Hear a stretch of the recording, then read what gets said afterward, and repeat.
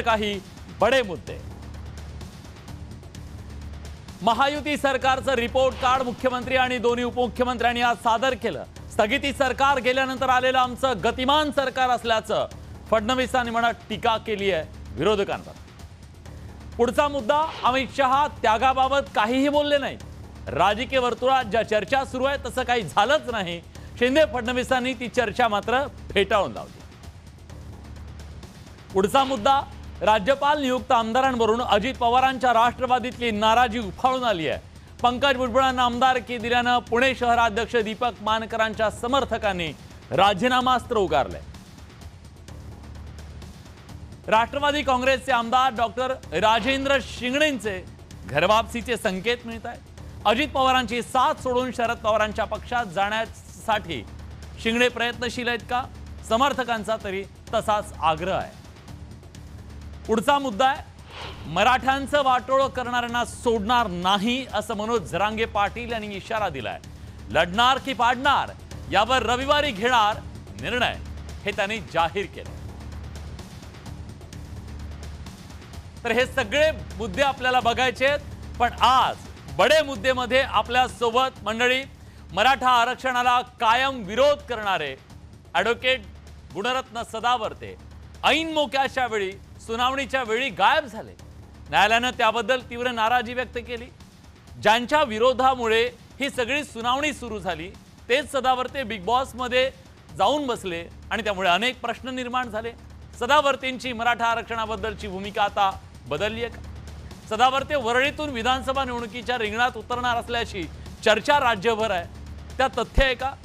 शिवाय सदावर्तेंनी त्यांच्या एन्काउंटर बद्दल जे खळबळजनक विधान केलं ते विधान खरं की केवळ सनसनाटी निर्माण करणारा तो शो मधला एक स्टंट होता? अशा कितीतरी प्रश्नांची उत्तरं आज आपल्याला त्यांच्याकडून जाणून घ्यायची आहेत बडे मुद्दे या कार्यक्रमाच्या माध्यमातून। पण या कार्यक्रमाला सुरुवात करण्याच्या पूर्वी काही सवाल निर्माण झालेत, ज्या प्रश्नांची उत्तर आपल्याला सदावर्ते यांच्याकडून जाणून घ्यायची आहेत। बघूयात हे मूलभूत सवाल काय आहेत। आज बडे मुद्द्यामध्ये आपल्याला प्रश्न विचारायचे आहेत गुणरत्न सदावर्ते यांना। बिग बॉस मध्ये जाणं, मराठा आरक्षणाची सुनावणी सुरू असताना ऐन मोक्याच्या क्षणी सदावर्तेंची चूक होती का? सवाल आज चर्चेला आपल्याला आणायचा आहे। कोर्टानं फटकारल्यानं बिग बॉस मधून सदावर्तेंना बाहेर पडावं लागलं का? आरोप केला जातोय। आणि त्याचबरोबर मराठा आरक्षणाबद्दल सदावर्तेंची भूमिका आता बदलली आहे का? कारण त्यांनी ती टाळण्यासाठी म्हणून ते बिग बॉस मध्ये गेले का? सदावर्ते वरळीतून निवडणुकीच्या मैदानात उतरणार आहेत अशी चर्चा आहे। सदावर्तेंचा कायम ठाकरे पवारांना विरोध का? हाही सवाल आहे। मविया सरकार एन्काउंटर करणार होतं हा जो खळबळजनक त्यांनी दावा केला त्यात कितपत तथ्य आहे? या सगळ्याबद्दल आपण थेट त्यांच्याशी चर्चा करणार आहोत आणि या चर्चेत सहभागी होण्यासाठी ॲडव्होकेट गुणरत्न सदावर्ते आज आपल्या सोबत आहेत। सदावर्ते साहेब, स्वागत आहे तुमचं। वंदे मातरम। खरं सांगू, आज मी तुम्हाला ज्या ड्रेसमध्ये बघतोय इंटरेस्टिंग आहे। म्हणजे तुम्ही बिग बॉस मधून आलात आणि बिग बॉस मधून आल्याच्या नंतर तिथं ज्या रूपात आम्ही तुम्हाला पाहिलं अगदी त्याच रूपात तुम्हाला आम्ही पाहतोय। पण सगळ्यात इंटरेस्टिंग गोष्ट ही आहे, मला तुमच्या त्या चष्म्याबद्दल जाणून घ्यायचंय। नंतर मी पहिला प्रश्न विचारतो। खरं तर तो चष्मा तुम्ही जो उघडून दाखवला तो एकदा दाखवू शकाल का? हम बचपन से ही ऐसे हैं।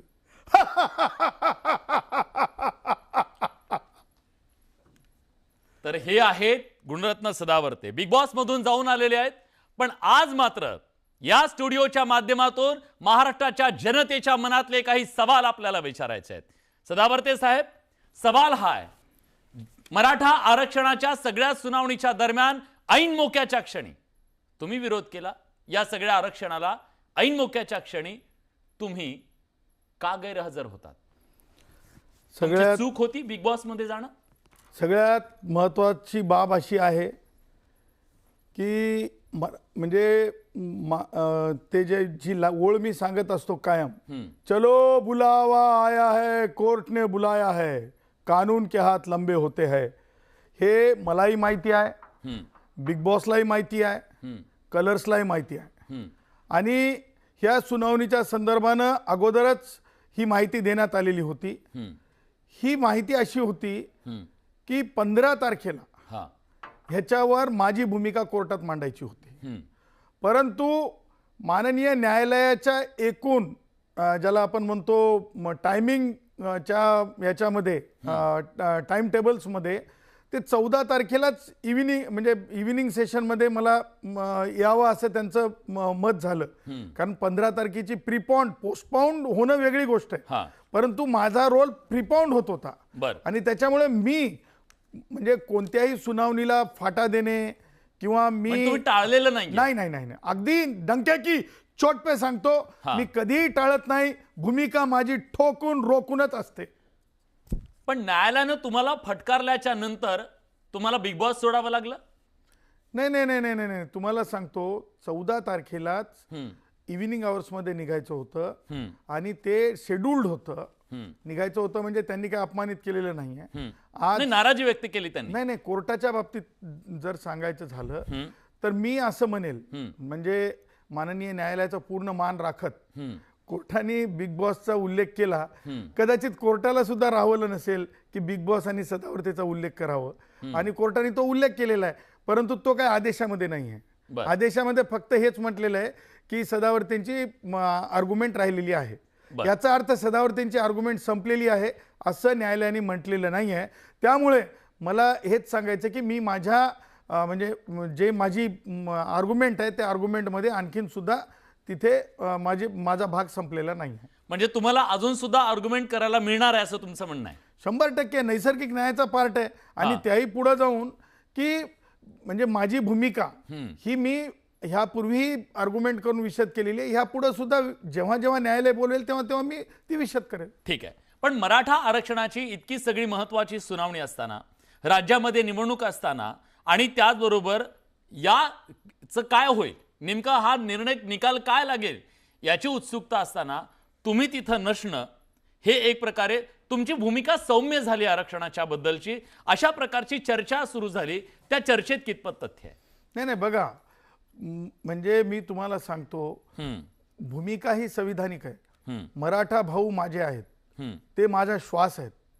परंतु ज्या प्रकारे राजनैतिक तुम्ही जर माझ्या इतर मुलाखती जरी पाहिल्या असतील तर त्याच्यात मी काय म्हणालो की राजनैतिक मुद्दा होता तो, आणि आज तो सगळ्या माझ्या मराठा भावांना पटलेला आहे.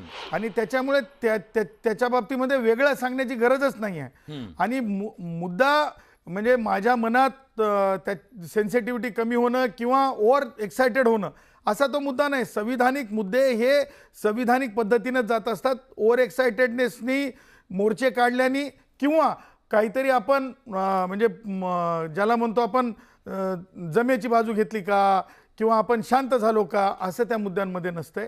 सदावर्ते असतील किंवा नसतील, परंतु ते संविधानिक मुद्दे मात्र संविधानिक मुद्देच असतील. गेली 1 वर्ष मराठा समाजाच्या आंदोलकांकडून आंदोलन केलं जात आहे, अल्टिमेटमवर अल्टिमेटम दिले जात आहेत. हे सगळं झालं शेवटच्या क्षणापर्यंत आशा होती की मराठा आरक्षणाच्या संदर्भातला निर्णय लावला जाईल. तुम्हाला काय वाटतं?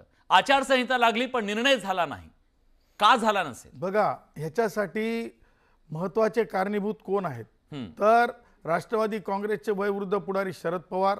आणि ज्या ज्या प्रकारे त्यांनी बिगुल वाजवलं, ज्या ज्या प्रकारे घुंगरू वाजत ठेवले त्यांनी, त्यांचे म्हणजे दूधखुळे माझ्या मराठा भावांना त्यांनी कायम म्हणजे एका वेगळ्या तुम्हीच दाखवलेलं आहे, मी तुमचाच शो पाहिलेला आहे की जे ईडब्ल्यूएसचं रिझर्वेशन आहे जे 10%, ज्याच्यामध्ये 9.5% माझे मराठा भाऊ असायचे, म्हणजे 9.5% आरक्षणावर पाणी फिरण्याची वेळ शरद पवारांच्या संदिग्ध भूमिकेमुळं आणि माझ्या मराठा भावांचं नुकसान झालेलं आहे. त्याच्यामुळे मराठा भावांना एक समजलंय पुढे येणाऱ्या काळामध्ये मराठा भाऊ मला भेटतील, मी मराठा भावांना भेटेल, आणि मी ती विंडो आणि डोअर ओपन ठेवलेली आहे. या मराठा भावांनो, बसूयात, चर्चा करूयात आणि ह्या आरक्षणाच्या राजकारणाला एकदाच तिलांजली देऊयात, स्टॉप दॅट करूयात. आणि माझ्या मराठा भावांना अधिकाधिक शिक्षणामध्ये, माझ्या मराठा भावांना अधिकाधिक नोकऱ्यांमध्ये वाव मिळाला पाहिजे. ह्याच्यासाठी माझा पुढच्या आयुष्यातला लढा सुद्धा असणार आहे.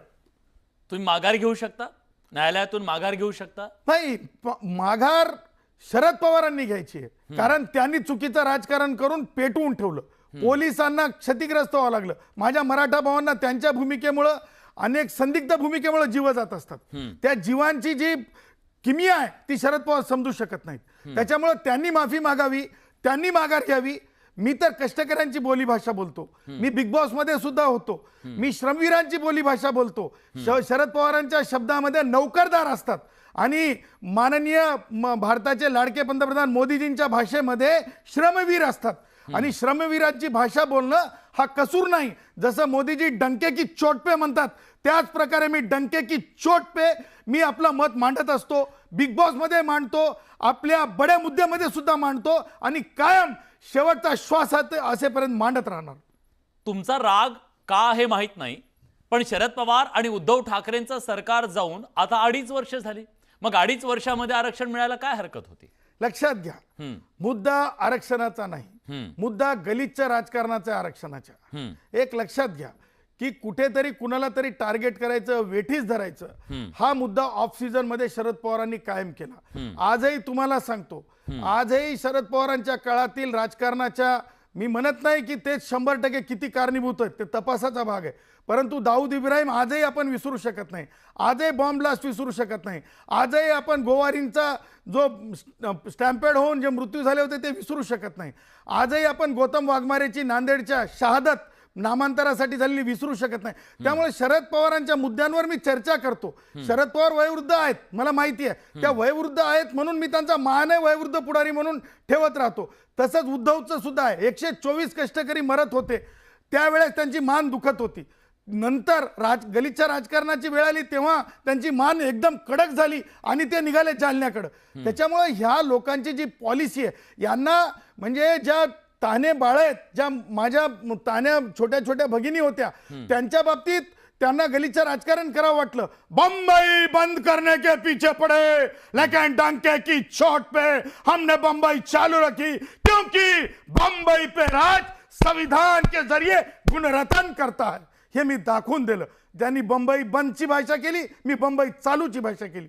त्याच्यामुळं मला असं वाटतंय की त्यांना उघड करत राहणं आवश्यक आहे. उद्धवनी स्वतःच्या गिरेबांमध्ये झाकून पाहावं की ती जी ऍक्ट्रेस होती तिच्या मृत्यूबद्दल ते कधी बोलताना पाहिले का? त्यांचं गेलं ना सरकार, त्यांचं सरकार गेलं, पण इथं तुमच्या विचारांचं सरकार, जे सरकार आलं त्या सरकारनं किमान एसटी कर्मचाऱ्यांना तरी 7वा वेतन आयोग लागू करायचा हवा होता. तुम्ही सातत्यानं लढत होता त्या गोष्टीसाठी.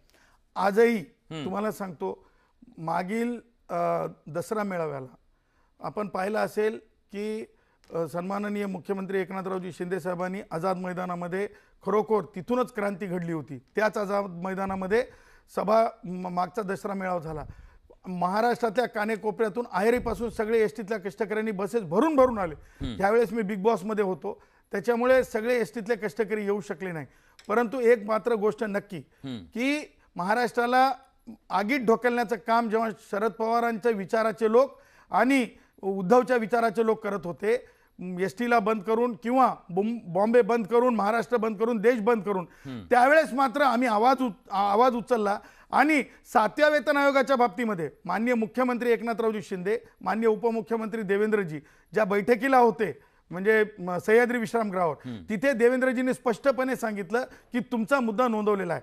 कारण लाडकी बहीणसाठी पैसे, म्हणजे ते आमच्याच कष्टकऱ्यांच्या भगिनी आहेत, बहिणी आहेत, मुली आहेत, आमच्या लेकी बाळी आहेत, लाडकी बहीण चालू केलेली आहे योजना. त्याच प्रकारे मला असं वाटतं की येणाऱ्या काळामध्ये 7वा वेतन आयोगही घेऊ आणि एसटी महामंडळातील कष्टकऱ्यांना न्याय सुद्धा हीच माणसं, मानवता मानणारी माणसं, हीच माणसं जी श्रमवीर म्हणणारी मोदीजींच्या भाषेमध्ये, ही कामगार आणि नौकरदार म्हणणारी शरद पवारांची माणसं नाहीत. हे सुद्धा येणाऱ्या निवडणुकीमध्ये डंके की चोट पे दाखवून देऊ. डंके की चोटवर तुम्ही मैदानात उतरणार निवडणुकीच्या?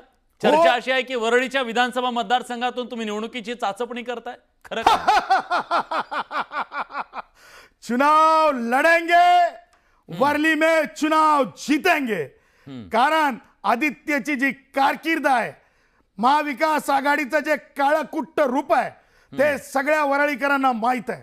पोलीस हाऊसिंगच्या संदर्भात अल्पदरामध्ये घरं असोत, वीर जिजामाता नगरमध्ये माझं तोंड बघा म्हणे आणि सही करा म्हणे, हे आमदारांना दिलेला संविधानिक अधिकार नाही. हे आदित्यला उघडं पाडलं आम्ही ज्या दिवशी तुम्ही पत्रकारांनी प्रश्न विचारला. त्याच दिवशी सदावर्तेंच्या बाबतीतल्या उमेदवारीबद्दल आदित्यच्या तोंडावर 12 वाजलेले होते. प्रश्नचिन्ह निर्माण झालेला होता. कारण आदित्यला माहित होता की सदावर्ते वैचारिक भोंगळा करेल त्यांना. आणि त्यामुळं तुम्हाला सांगतो, वीर जिजामाता नगरच्या 8,000 कोटी रुपयाचा प्रश्न आहे आणि तो सरकारी तिजोरीतून कुणाच्या तरी खिशात जाणार आहे. दाऊदिया इब्राहिम सारख्या लोकांच्या संबंधित जे कोणी विकासक असतील त्यांना बुटाखाली वैचारिक दृष्ट्या रगडल्याशिवाय राहणार नाही. हे सुद्धा मी तिथे सभा घेऊन दाखवून दिलेलं आहे. त्याच्यामुळं वरळीतला माणूस बिडडीतला असेल, माता रमाबाईच्या स्मारकाशी संबंधित असेल किंवा महाविकास आघाडीने जे काही काळेकुट्ट कारनामे केले असतील त्या सगळ्या उघड्या पडणार आणि वरळीकरांना न्याय मिळणार. त्याच्यासाठी वरळीकरांची इच्छा आहे, डंके की चोट पे सदावर्ते ही चाहिए, उमेदवार बोल के चाहिए. एक अतिशय महत्वाची ब्रेकिंग न्यूज येते. भारतीय न्यायदेवतेची मूर्ती बदलण्यात आली आहे. न्यायदेवतेच्या डोळ्यावरची काळी पट्टी काढण्यात आली आहे. न्यायदेवतेच्या हातात तलवारीच्या ऐवजी संविधान देण्याचा निर्णय घेण्यात आला आहे. सर्वोच्च न्यायालयानं एक मोठा निर्णय घेतलेला आहे. भारताचे सरन्यायाधीश DY चंद्रचूड यांनी सर्वोच्च न्यायालयातल्या न्यायदेवतेच्या पुतळ्यात बदल करण्याचे निर्देश दिलेले आहेत. आजपर्यंत सिनेमांमध्ये आपण बघायचो न्यायदेवतेच्या डोळ्यांवरती पट्टी बांधलेली असायची, पण यापुढे ती काळी पट्टी असणार नाहीये. त्याचबरोबर तिच्या हातात जी तलवार होती त्याऐवजी आता संविधान देण्याचा निर्णय घेण्यात आलेला आहे. आपल्या सोबत आज योगायोग बघा पुनरत्न सदावर्ते आहेत. सदावर्तेजी, तुम्ही या निर्णयाकडे कसं पाहता? बघा, दोन गोष्टी क्रांतिकारी घडत चालल्यात. देशामध्ये काश्मीरला कायम काँग्रेसांनी बाजूलाच मानलं होतं, परंतु काश्मीर आला. त्याचबरोबर अनेक संविधानिक महिलांच्या बाबतीतले, अल्पसंख्याक समूहातल्या महिलांच्या बाबतीतले क्रांतिकारी निर्णय पार्लमेंटने केले. त्याचबरोबर आज माननीय सर्वोच्च न्यायालयाने म्हणजे बंद डोळ्यांनी किंवा पट्टी बांधलेल्या डोळ्यांनी न्याय करण्यापेक्षा डोळसपणे न्याय केला पाहिजे. तलवारीची या देशाला गरज नाही, संविधानाचीच गरज आहे. ह्या दोन्ही गोष्टी अत्यंत बोलक्या आहेत, अधोरेखित आहेत. मला खरोखर वाटते की न्यायालयाने 70 वर्षाच्या नंतर, कारण केंद्रातलं मोदीजींचं सरकार हे कायम न्यायालयाच्या निर्णयाच्या संबंधाने फार जास्त म्हणजे सकारात्मक असते. इंदिराजींचा म्हणजे ज्या प्रकारे शुक्ला वर्सेस इंदिराजी जो खटला होता इमर्जन्सीमधला, तशा प्रकारचं सरकार आज देशामध्ये नाही. अनेक निर्णय म्हणजे पार्लमेंटमध्ये चांगले होत आहेत आणि या निर्णयाचं मी स्वागत करतो. डोळसपणेच न्याय झाला पाहिजे, डोळसपणेच न्याय सर्वांकश झाला पाहिजे. एक्झिक्युटिव्ह म्हणजे अधिकाऱ्यांमार्फत, पार्लमेंट म्हणजे सरकारांमार्फत आणि न्यायालयामार्फत सुद्धा डोळसपणे झाला पाहिजे. हे अत्यंत मी सांगतो एक महत्त्वाची आणि चांगली गोष्ट घडलेली आहे. मी टाळ्या वाजवून या गोष्टीचं स्वागत करतो. तुम्ही स्वागत करताय. मी पुन्हा एकदा आपल्या सगळ्या प्रश्नांकडे येतोय. खरं तर प्रश्न तुमच्या सगळ्या बोलण्यातून असं जाणवतंय सदावर्ते साहेब की तुम्हाला भाजपबद्दल एक विशेष प्रेम जाणवतोय. म्हणजे प्रेक्षकांना सुद्धा कदाचित ते जाणवत असेल. सम्यक चळवळीतून आलेला एक तरुण, ते भाजपबद्दल प्रेम असणारा आज ज्येष्ठ वकील, हे काय? लक्षात घ्या, मी डोळस आहे. जसं न्यायालयाने आज डोळ्यावरली पट्टी काढली आणि ज्या गोष्टी योग्य असतात, अतदीप भव, स्वयंप्रकाशित हो, हे भगवान गौतम बुद्धांनी दिलेलं तत्व आहे.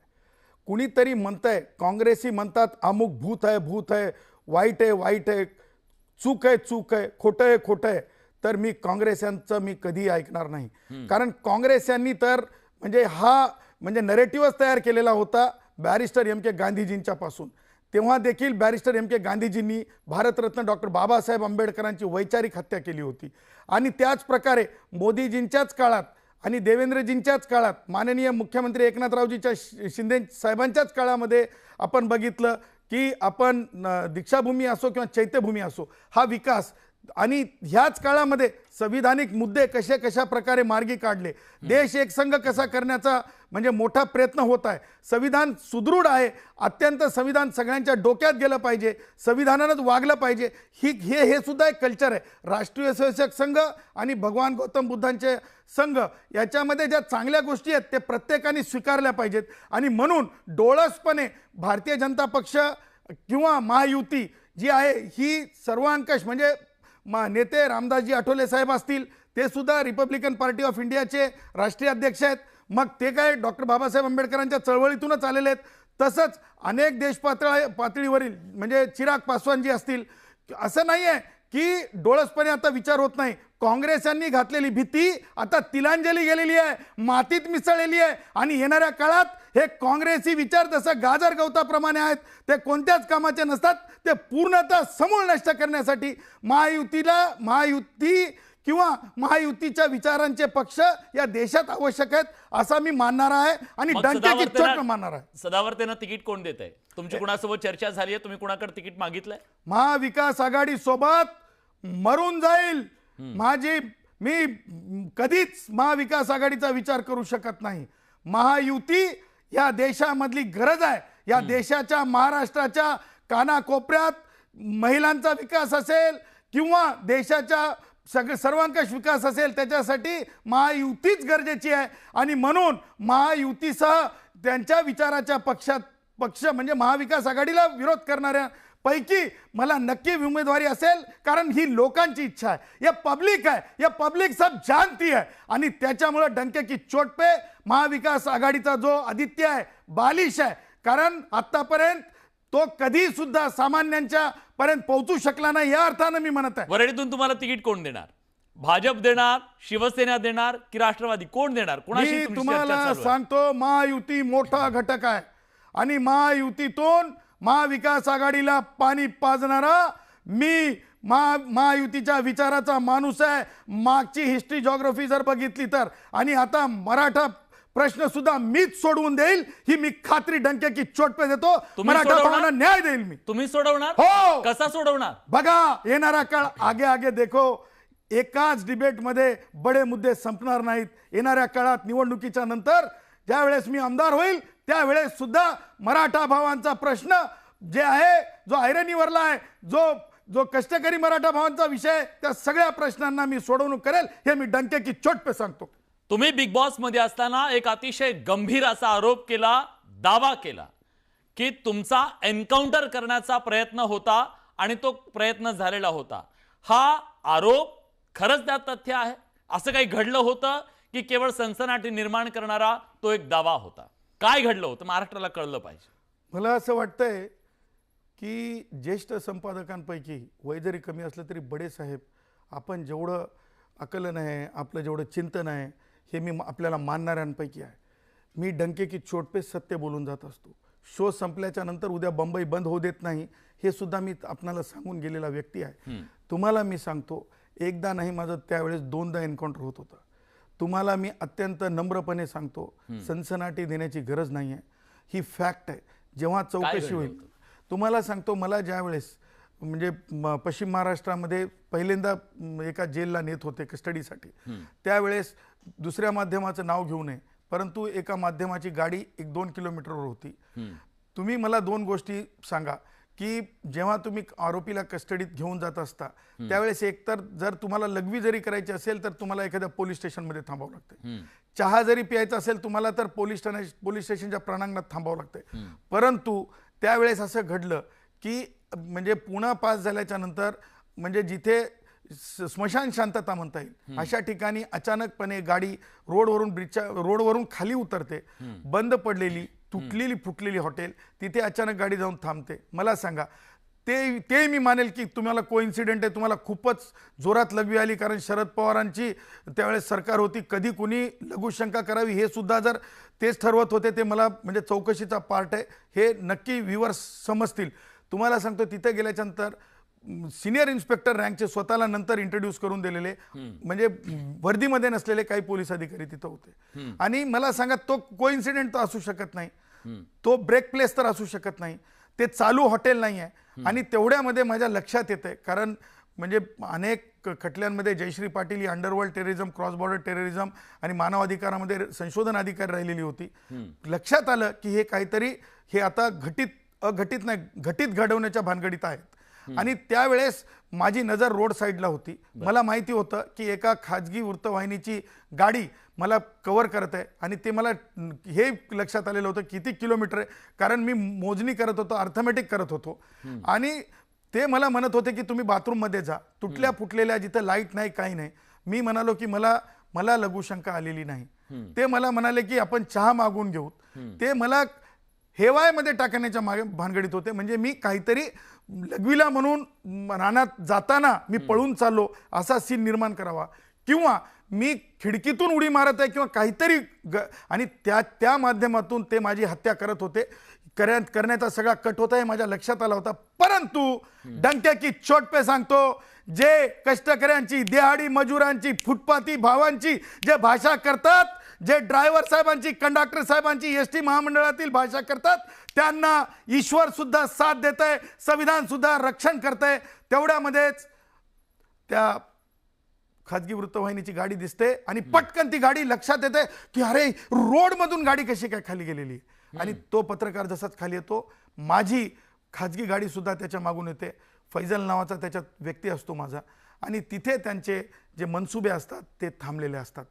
त्यानंतर तुम्हाला सांगतो दुसरी घटना. काय एवढा राग का होता? राग कारण शरद पवारांना म्हणजे मुद्द्यांवर, शरद पवारांना म्हणजे लॉजिक्सवर, उद्धव ठाकरेला तो त्याची वैचारिक घडी ही मामू बनलेली आहे. त्यांची उद्धव ठाकरेची वैचारिक घडी ही म्हणजे अत्यंत मी म्हणेल असंविधानिक दृष्टीची आहे.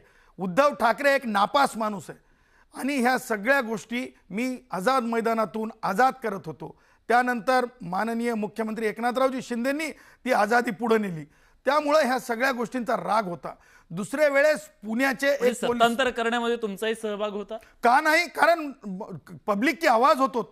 उद्धव चले जाओ म्हणणारा गुणरत्न सदावर्तेच होता पहिल्यांदा आझाद मैदानातून, आणि तो आवाज सुद्धा रिपोर्ट केला होता बडे मुद्देचे ज्येष्ठ आणि अत्यंत हुशार पत्रकार विलास बडे साहेबांनी. या डंके की चोट पे सांगण्यासाठी माझ्याकडे मुद्दा आहे. पण आता या सगळ्या राजकीय रणधुमाळीमध्ये तुम्ही राजकीय मैदानात उतरल्यानंतर पुन्हा राजकीय तुम्हाला निर्णय घ्यावा लागणार आहे. मग तुम्ही राजकीय निर्णय घेणार की पुन्हा बिग बॉस मध्ये जाणार आहे?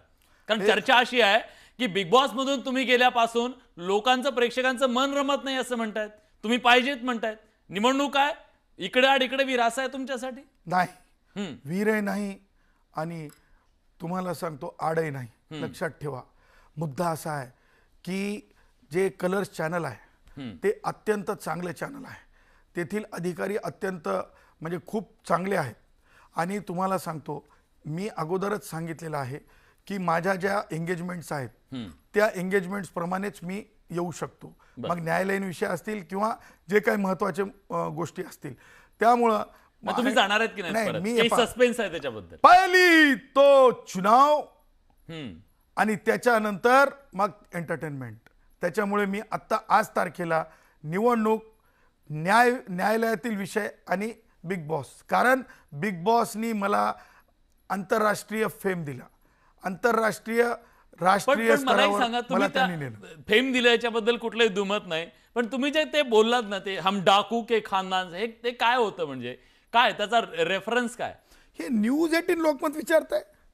ज्या न्यूज 18 लोकमतनी स्वतंत्रपणे त्याच्यावर म्हणजे शो केलेला आहे, आणि त्यावेळेस मी अत्यंत म्हणजे आज तुमचं ड्रेसिंग पण 1 2 3 4 प्रमाणे मी सांगितलं की आमचे जे वडील हे शेवटचे बाल गुन्हेगार, बाकी सगळे चुलते चिठ्ठी पाठवून डागा टाकायला जात होते, आणि घोड़े पे बैठने का तो किसी ने पकड़ के बैठने वाले ना भाई, घराच्या वरून उडी मारून घोड्यावर बसणाऱ्या खानदान के हम डाकुओं के खानदान से आते हैं, कोई खौफ नहीं रखते, हम बचपन से ही ऐसे हैं, हम किसी की कोई हमसे बाज आया तो उसे हम लेवल किए बिना नहीं रहते.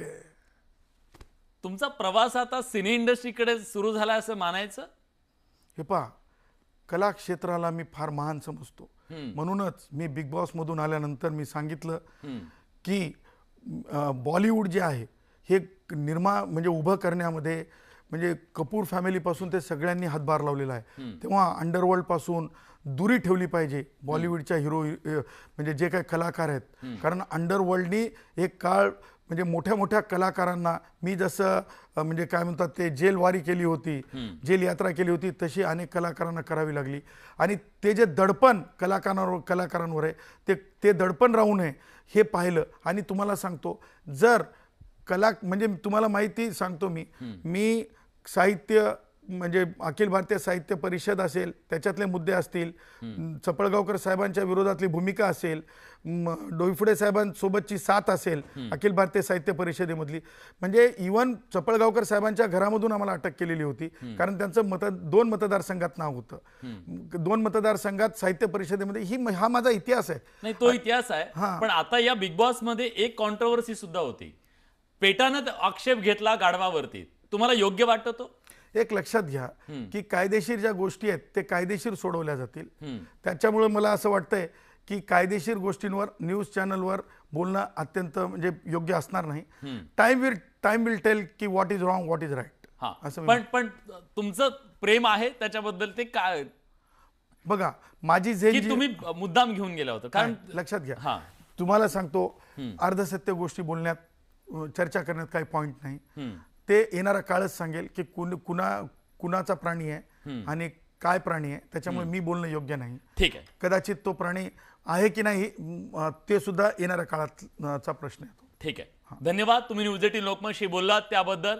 तर राज्यातल्या अनेक महत्त्वाच्या प्रश्नावर आणि सोशल मीडियावरती सध्या देशभरात सनसनाटी निर्माण केलेल्या गुणरत्न सदावर्ते यांच्याबद्दलचे जे अनेक प्रश्न होते त्या प्रश्नांना आपण आज त्यांच्याकडून वाचा फुटलेली आहे आणि तुम्ही आलात न्यूज 18 लोकमतच्या या स्टुडिओमध्ये आणि आपली भूमिका मांडली त्याबद्दल तुमचे मनापासून आभार. Thank you so much. Shriram, Vande Mataram.